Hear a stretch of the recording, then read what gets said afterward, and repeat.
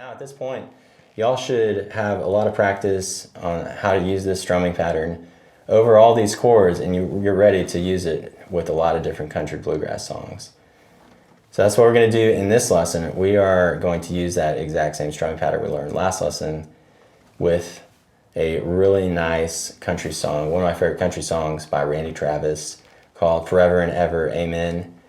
This is a good one to start practicing this type of strumming pattern because relatively slow song, you can dig in and really develop that proper technique. Anyways, let's zoom in and let's start breaking down every section of the song. We're first going to look at the chords in this song and how you can play the strumming pattern over the chords, and then we'll get into the rest of the song. I'll give you all some good pointers as we go along. Let's get into learning the chords. We're going to take a look at the chords and the strumming pattern that we're using over all these chords, and we'll talk about the alternating bass line a little bit. This song's in the key of D, so we're going to start out the song playing a D major open chord. If you haven't seen lesson 1 of the series, definitely check that out if you're not familiar with this boom chick style of country strumming that we covered last lesson, because that's really the foundation for all this stuff. Because I'm not going to repeat all the stuff we went over last lesson. So for the D major chord, exact same way we played it last lesson actually. We're going to use the same alternating bass line notes between the first pick on the 4th string, and then strum, and then pick on the 5th string, strum. You know, and we're still calling this the boom chick pattern. Boom chick, boom chick, boom chick, boom chick. So again, those bass line notes. Pick on the 4th string, strum, then pick on the 5th string, strum. Just alternate back and forth between the 4th string, strum, 5th string, strum, 4, strum, 5, strum, 4, strum, 5, strum. That's what you're doing over all the D major chords in this whole song. You're going to do that same pattern.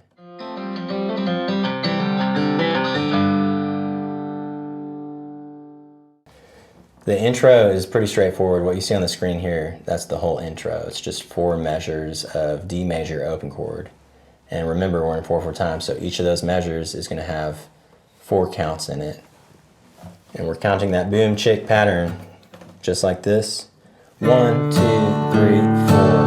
And so that right there, that's 1 measure of this 4 measure intro. I'm going to play through the intro and I'll count out through the whole thing. You can follow along with me. 1, 2, 3, 4, 2, 2, 3, 4, 3, 2, 3, 4, 4, 2, 3, 4. And that's it. That's as simple as that. That's the intro. The only other thing to pay attention to on that intro is that the singing for the verse actually starts right at the end of the intro. So the intro's got 4 measures of the D chord. If you go to the 4th measure of the D chord, you know, that 4th measure of the intro, it has 4 counts in it. The singing starts on the 4th count of the last measure of the intro, just like this. So I'll count the first part of the intro and then I'll start the singing. Pay attention when I start the singing here. 1, 2, 3, 4, 2, 2, 3, 4, 3, 2, 3, 4, 4, 2, 3. You may think that I'm talking foolish. You saw how it was the last count of the intro. When you start the singing, you sing you, which is the first word of the song. So that's how you play the intro. It's pretty straightforward.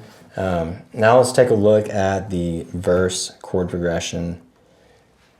The verse chord progression is also pretty straightforward. It's just a longer chord progression, a few challenging chord changes if you're not used to switching back and forth between some of these chords and playing this boom chick pattern.